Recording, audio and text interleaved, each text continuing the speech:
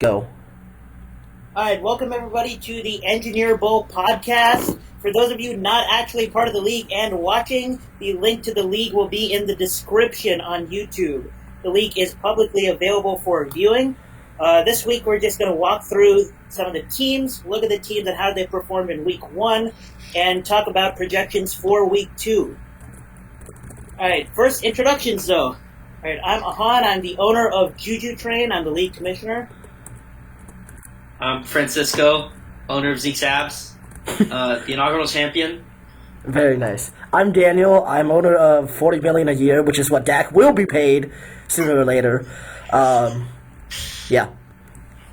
All right. And then, my brother, who is Yeah, not here for this episode, but will be for future episodes, he's owner of the Rolling Jones. His name's Alejandro. He's here. All right, cool. So the schedule for this podcast is we will try to upload on Tuesday nights. And let's get right into it. So let's take a look at the league. And again, that's also in the description of the video. All right, so we'll just look at the scoreboard. I'll start with my own team. We can walk through it, and then we'll kind of just swap. All right, the Juju Train. You're on week 2. Am I on week 2? That's correct. I am on week 2. That's because I am bad, just like my team. All right. Oof.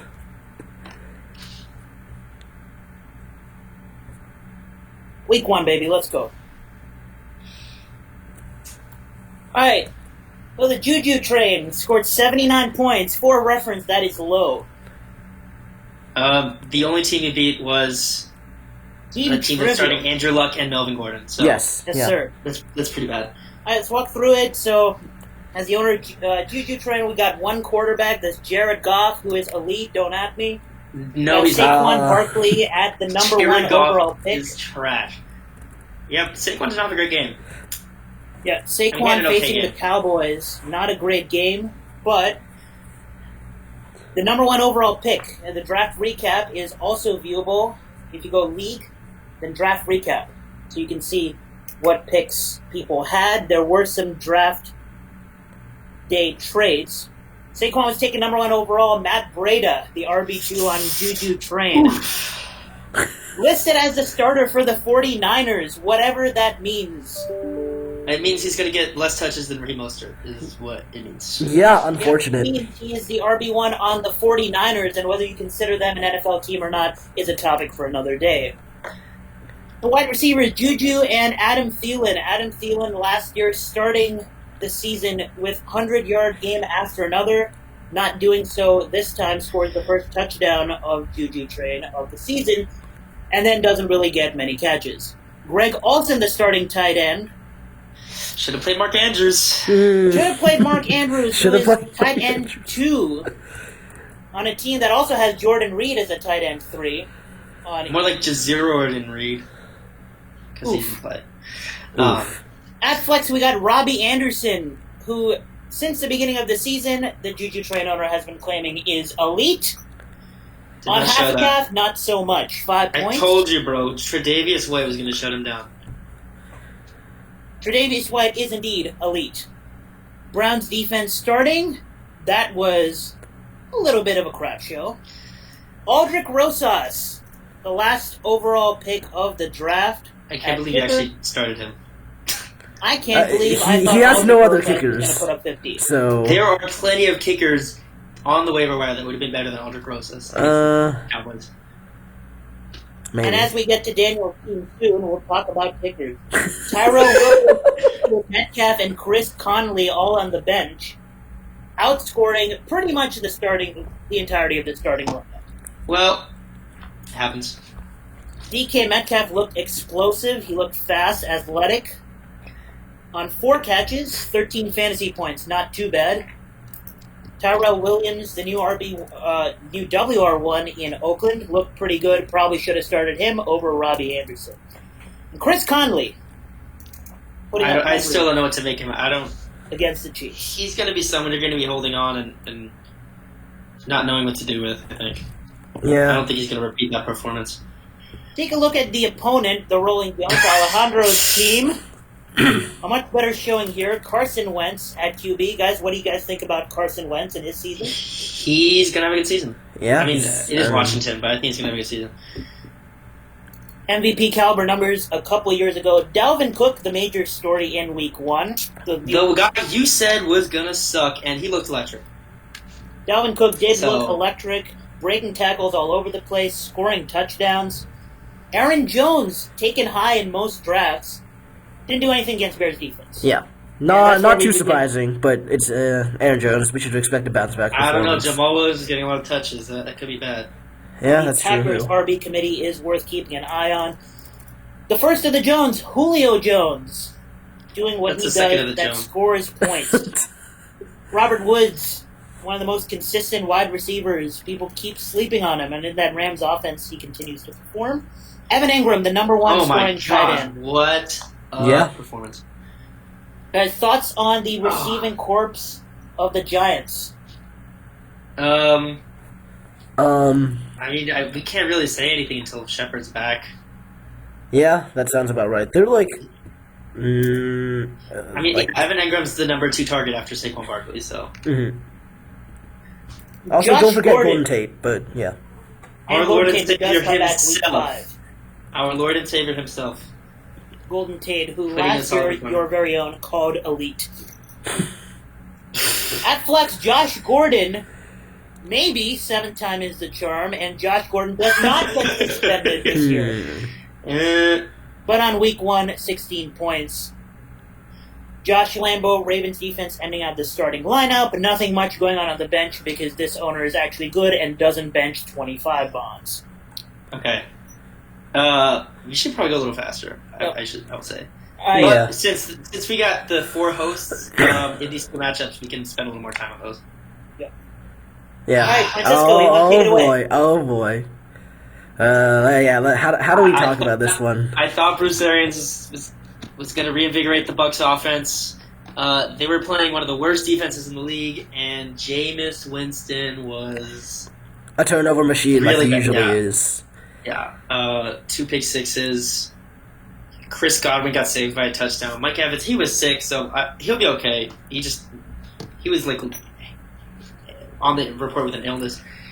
And then nobody else really stepped up. Zeke, 13 3.3 points, that's fine. David Williams, I'm happy he came up with 18 with Shady there looking good too. So Jack Doyle, he's going to be a drop.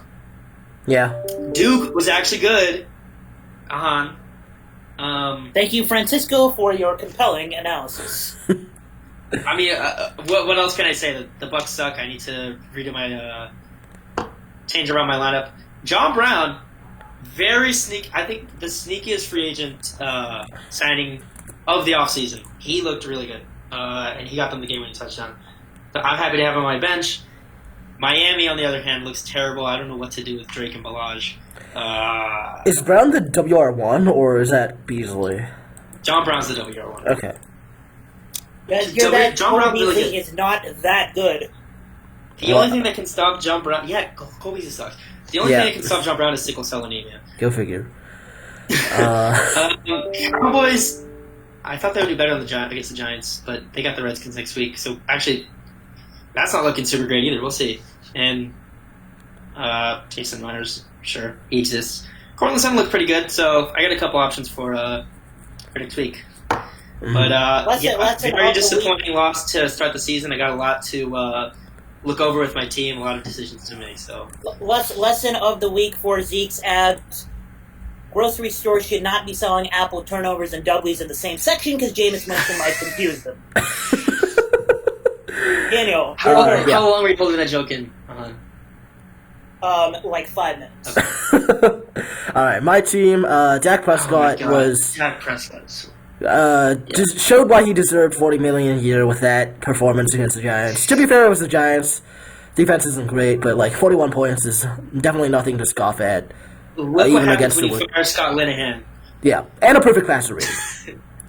Joe Mixon was injured.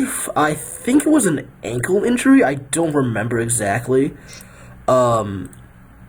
But he was injured during that game.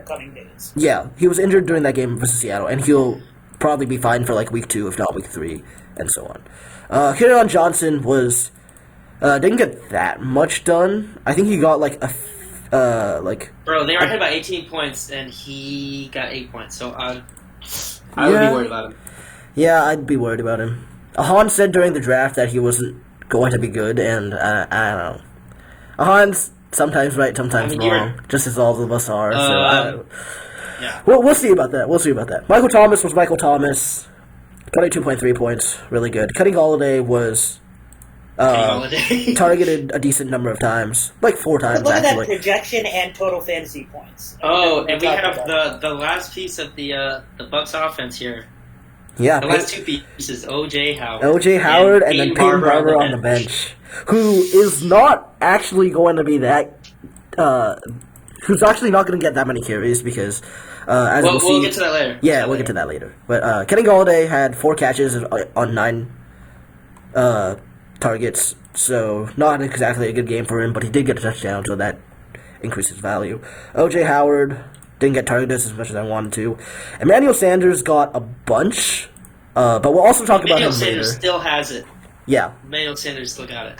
And then the next 2 spots are the most interesting ones because, so for context, if you don't know about this league, I drafted Mayfield in the 5th round, 6th round, and I drafted Greg Zerlin in the 9th, and one of those paid off, and the other one did not pay off at all. It's a good thing you also drafted Prescott in the 8th round, so... Yeah. Lesson for all you new fantasy players. If you want to win week 1, draft a kicker in the 9th round. Yeah, that's correct. But Baker, I didn't have enough confidence over him over Zach, so I put in over Dak. So I put in Dak Prescott and Titans defense, and they shit on the Browns. Yeah, I'm still laughing my ass off at the Browns game. That is so funny. There was like a pick 6, like 4 sacks. I think there was also a safety or something. It was pretty insane, but yeah. All right, we can run through the remaining teams pretty quickly. We got through the 4 hosts. They were facing each other. That's pretty convenient. The matchup of the century, 83 versus 59.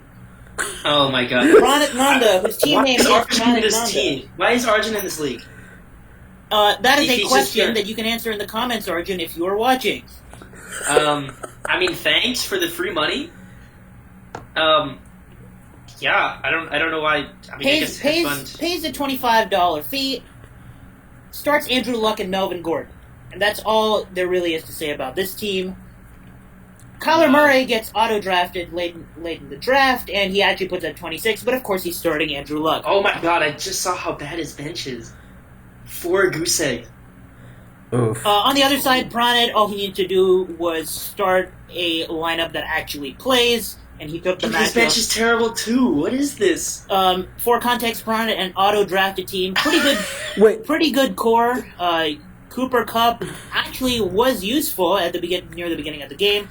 Travis Kelce about to get more touches with Tyreek Hill out for a few weeks. We can talk about that in the future. Yeah. On to our next matchup. For the record, there are no this page doesn't display injuries for some reason, but Golden Tate is questionable, and there's also a few other injuries on the. Golden Tate is not questionable. Golden Tate. I mean, sorry, not Mike questionable. Williams. He's out. I think Mike Williams is supposed to be okay. So yeah, that's good. All right, next matchup, the closest of the week.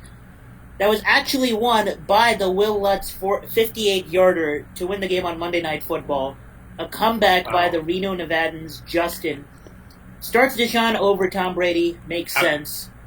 I mean, yeah, he drafted him, the 5th round? Third round, actually. Third round. Reaches on Deshaun, pays off this week.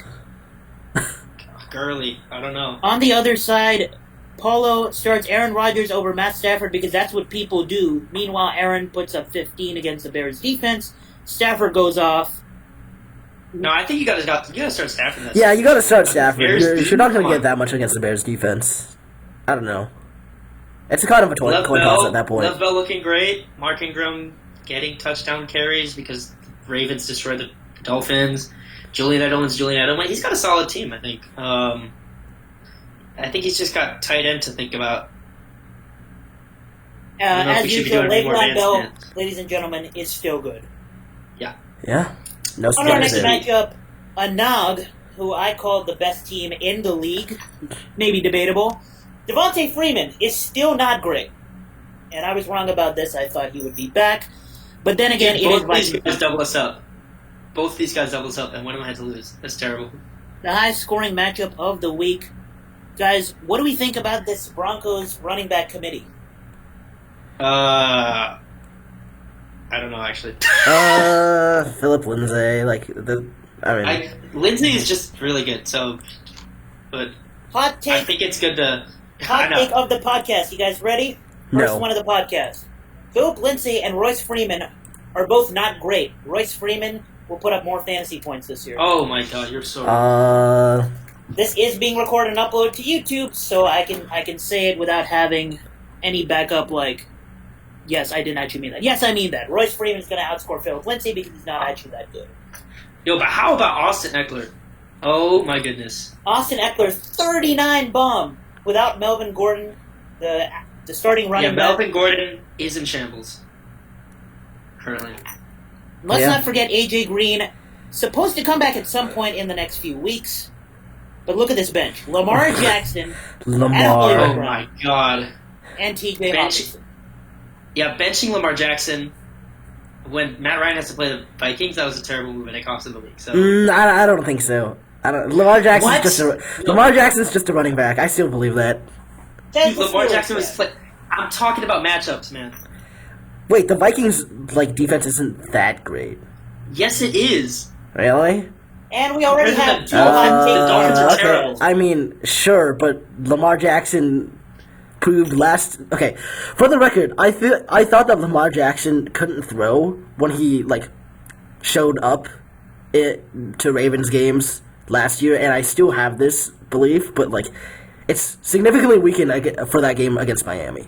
But I still believe that he should start Matt Ryan over Lamar Jackson without any benefit of hindsight. Against the Vikings, when Lamar Jackson has to play the Dolphins, I don't know, man. Let's talk about the team. He has Julio either way. This will not be the worst take you hear on camera, so we can move on. Okay. Let's talk about the team that won. Mahomes, McCaffrey, Chris Patrick Parsons, Mahomes. everybody going off. Throws for 211 yards in the first quarter. Patrick Mahomes is still Patrick Mahomes. He started Trey Burton, who was injured, and he still won.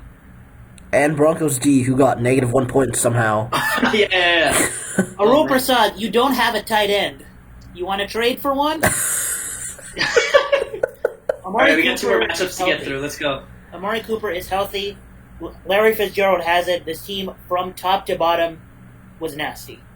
Yeah. Moving on. Except for tight end. Moving on. Ravi versus Ian. And I thought Ian was going to take this because I had no idea about how Josh Jacobs is going to do. This Raiders offense is intriguing. Darren Waller, Josh Jacobs, not to mention the WR1, Tyrell Williams. They might be electric, and Derek Carr might be back. Question mark. Yes. We'll see. And he's still got, oh my god, he flexed Waller? I'm impressed. That is pretty impressive. Yeah. Antonio Brown, obviously, to play week Dante 2. Pettis. That is rough. He had 2 snaps. Dante Pettis had 2 snaps. He's got to move on from Pettis. Dante Pettis thankfully is on he's the got Brown 49ers. Take from that what you want. Yeah. Ian, a disappointment from James Conner, a disappointment from every Steeler. Stephon Diggs doesn't get much in the passing game. He was hindered, so that's what happened with him. Sure. Darius Geis, some injury news as well, something to keep an eye on. An average performance from Ian. Ravi takes it without Antonio Brown. Starts 1-0 that last inning. I don't know who Ian's gonna flex here. I mean, I guess Fuller. Fuller could work. That's it. Yeah, that's basically it. Maybe DJ Chark, but we'll have to see how Minshew does. At Ian, you can flex a tight end. Maybe you want to trade for one. Shut up. Moving on to our last matchup of week 1. Evan Tay, an auto-drafted team. Still one of the best. Tyreek Hill is hurt now. Derrick Henry puts up 29. What do you make of the Titans and their performance against the Browns? I'll have to see another week from them. I mean, that screen pass was ridiculous. I don't understand how you let that Derrick Henry take a 75-yard screen pass to the house. But, I mean, Devontae underperformed, Cam Newton underperformed. Hunter Henry's actually decent. I didn't know how many points he had. So he had 10 and was projected for exactly 10. Wow. That's very nice projections. Crowder got fed. And he's got Singletary on the bench, too. He actually has a solid team. Yeah, the story we'll talk about in a few minutes as well is Devin Singletary looked nice. On the other side, on the winning side, Alvin Kamara. Sorry, go ahead. Zach with 2 goose eggs, and he still wins by 40. I mean, I don't understand how this man... It's because of Sammy Watkins. That's the only reason. Yeah, Sammy Watkins. But he's going to... I bet he's going to, start, 5-0 again like he did last year somehow. Even though his bench is absolute trash except for T-Jax. The reigning starts 7-0, loses in the semifinal because he had Kareem Hunt. Oh, yeah. Also, Austin Hooper's not bad, but... I disagree. Okay. All right, we're done with matchups. That took a while. Yep. All right, so that was how Week 1 transpired. I'll put on the screen Week 2 matchups. You can take a look at it, take a screenshot, whatnot. And now we talk about Week 2, who we like, our loves and hates, as I stop screen sharing. All right, guys, let's start with loves and hates for wide receiver, and I'll start. I love Tyrell Williams. He faces the Kansas City Chiefs, one of the worst passing defenses in the entire NFL last year. I don't see it being any different. Tyrell Williams is the WR1 there. He puts up numbers. He scores touchdowns. Francisco, what about you? I mean, this seems pretty obvious, but Amari Cooper, Washington, they're playing Washington. They just got destroyed by Deshaun Jackson. Amari Cooper and Dak have a great connection. It's an obvious pick, but I think he's going to destroy them. But it's Amari Cooper, so you never know. He could disappear completely. We'll see if that's the thing that's going to change now that he's not on the Raiders and he's got a year to develop his chemistry with Dak. And do you want to run through Alejandro? Alejandro is not with us, but he sent us his loves, and he has a wide receiver love. You want to talk about it? I don't know why he chose Allen Robinson, but he chose Allen Robinson. He chose Allen Robinson. 17 points the first week. Looked a little, made a couple of athletic plays, but he chose Allen Robinson. He was just getting peppered with targets, so that's not a bad pick. And Detroit, I don't know how to judge their defense from that game, so we'll see. But he's facing Denver next week. Oh, I'm sorry, I misread. Okay. Denver defense not great. Allen Robinson getting peppered with targets should put up a good game. Daniel, what about your wide receiver love? I picked DJ Moore. That's a pretty obvious choice. Also, they're playing Tampa Bay, which is one of the worst ranked defenses in the NFL. Well, last year at least. This year, somehow they had a good performance in Game 1. We'll see if that continues. But DJ Moore is the wide receiver 1. Somehow he gets less targets than McCaffrey because it's Christian McCaffrey. But he gets on average 10 targets a game, and that should increase from last year because Devin Funch just left, and there's not really anyone else on that team to throw to other than Curtis Samuel. All right, sounds good. I'll go with a running back here. It's Devin Singletary. As I said, he looked great. And Greg Olsen. Sorry, continue. And Devin Singletary looked great. I mean, he's facing the Giants next week. The Giants didn't allow Zeke to put up many fantasy points, but Zeke was also taken out early in the fourth quarter, so what can you really make of that? Devin Singletary looked good. I think he's the primary back in Buffalo when he puts up numbers. So I've got Sony Michel from the New England Patriots. They're playing the Orlando Apollos. Sorry, I mean the Miami Dolphins. Forgot they were in an AAF team. Look, Sony Michel did not have a great game last week, but they're playing the Dolphins. They're going to be up early. And I think they're going to run it this time. They're going to be up even earlier than they were against the Steelers. I don't know what was going on last week, but I think Sony Michel is going to get the rock again. They can't just keep feeding Rex Burkhead because Rex Burkhead will get injured. So they got to distribute the load between Sony and Rex. All right, Daniel, let's hear your running back love. This is going to be a good one. Yeah, so it's actually Ronald Jones because I had to pick a controversial one. I had to pick at least one controversial one. But the logic is that Ronald Jones is more and more becoming the RB1 in Tampa Bay. They gave Barber, I think, 8 touches this last game. 8 carries. Oh, sorry, yeah, 8 carries. And they gave Ronald Jones 13. And I don't know. I just have a good feeling. That's basically the only reason. All right. And Alejandro chose Josh Jacobs. Josh Jacobs looked great. Kansas City defense still not really good, so that makes sense. Pretty simple pick there. Josh Jacobs looked a little bit electric in his debut. Yeah. And my final love for week 2 is Evan Engram of the Giants. We don't know if Sterling Shepard plays. Even if he does, if he's 100%, probably not. And the number one pass catcher on that team down the field is Evan Engram. He looks healthy. He looks good. Put up tight end. He's currently the tight end 1 after 1 week. And he faces Buffalo. I don't see anything changing. Evan Engram is the number 1 pass catcher there. My last love, quarterback Ben Roethlisberger from the Pittsburgh Steelers. They're playing Seattle, the Seahawks. The Seahawks just got lit up by Andy Dalton. Andy Dalton hasn't been good since 2013. So I know they looked really bad against the Patriots, but it's the Patriots defense.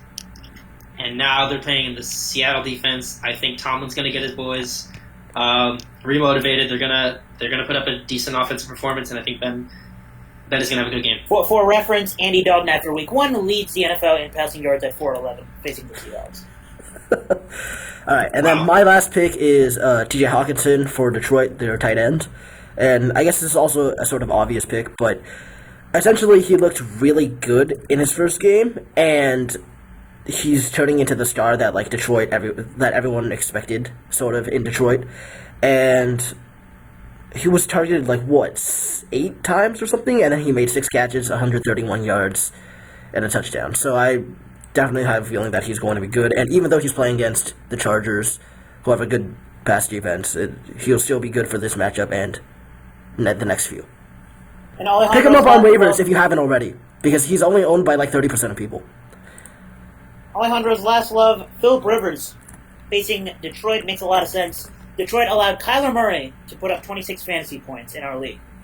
That is all. All in the fourth quarter, so we'll see if they keep it up in the fourth quarter this time. Finally, moving on to the hates. And my first hate, it pains me to say this, I have him in some leagues. Stephon Diggs, facing a revived, a pumped-up Packers defense. And the reason I picked Stephon Diggs is Adam Thielen comes in this game angry that he didn't get 100 yards. Adam Thielen gets targeted 1 million and some more times. Adam Thielen puts up the huge numbers. Stephon Diggs gets a little bit sideline time, and he doesn't put up numbers. All right, my wide receiver hate is Marquez Valdes-Scantling of the Green Bay Packers facing the Minnesota Vikings. So I think people are going to be expecting a decent game from MVS since he just had one against the Bears, and the Bears are amazing. But the Minnesota Vikings defense is also very good, and Devontae Adams had 5 fantasy points. I think Devontae Adams is going to get more targets now. He's going to get more of the pie. I think Geronimo will get some targets. So both of those things are going to take away from MVS, and they're playing a good defense. So I don't think you should be starting MVS this week. Geronimo Allison hype train is exploding right now. Daniel? So I picked Emmanuel Sanders, who coincidentally happens to be on my team. But I think with, each day that passes, I think Cortland Sutton is, more and more clearly going to be the WR1 in Denver. And Emmanuel Sanders is, continually taking a backseat to him. And so I think that's, he's definitely trending downwards, and he's also playing this week against Chicago, so not exactly a good matchup. So you think Emmanuel Sanders... Oh, sorry. Yeah, so you think Joe Flacco is... So you think Emmanuel Sanders is like a Randall Cobb of last year where he had a good week 1 and he's not going to continue it? Ish, to some extent. Okay. And then Alejandro's hate is John Ross of the Cincinnati Bengals playing the San Francisco 49ers. My guess is he's not expecting those deep balls to be open as that they were against the Seahawks last week. So, all right, my running back hate, and I know he only put up 4 fantasy points the first week. I think he does this again. Aaron Jones, people were taking way too high in the draft. I had him on my team. Thank you, Francisco, towards the end of last year. Aaron Jones against the Vikings defense. Vikings lit up Devontae Freeman, and I know people don't believe in Devontae Freeman, but Aaron Jones is not better than Devontae Freeman. And he's not going to put up numbers that Devontae Freeman did. My running back hate, David Montgomery. I think the stupid usage from Matt Nagy's going to continue against Denver. People are going to think, oh, Josh Jacobs just had a great game against them. That was kind of, yardage-wise, it was all right. And they're going to be like, oh, yeah, David Montgomery's going to, put up some points. But I don't see it happening. I think Nagy's still going to be lost. I think Mike Davis, who actually looked okay, is also going to, take some of the work away from him. So I would not put too much faith in David Montgomery, but if you have to blame, you could go ahead and do it. And for me, it's actually James Conner.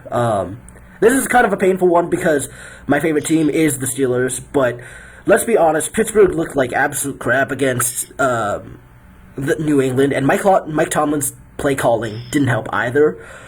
Add on to that the fact that Seattle has like a sort of defensive resurgence with their front seven, including Jadeveon Clowney. They are definitely a more improved run defense than last year. And last year they were like ranked 10th already, so it's not a good matchup for James Conner. And he also has proven, or he hasn't proven, but like he's shown that it's kind of difficult for him to handle the workload as an RB1. Right, and Alejandro has Philip Lindsay against the Chicago Bears. The Bears defense is really good. What else can we say? The Bears are really good against the run, and Philip Lindsay is going to have a hard time finding space. I promise you there will be hotter takes on this podcast than the Bears defense is good. And my final hate is Jimmy Garoppolo. I mean, this is an eternal hate for me. All season long, Jimmy Garoppolo is not that good. He faces the Bengals defense, and I know, quote-unquote, the Bengals are bad. Jimmy Garoppolo is bad. That is all I will say. My hate is tight end Austin Hooper. He just had a decent game when the Falcons didn't really put up any points. And also, they're playing Philadelphia, and Philadelphia just gave up a big touchdown to Vernon Davis. So I think people are going to think, oh, great matchup for Hooper. He just had a good game. But dude, Hooper is not good. He does this where he always just has a good game, and then you think, oh, Hooper's finally breaking through. I don't see it happening. I think Julio, Sanu, Ridley, Devonta Freeman, they're all going to get more work this week.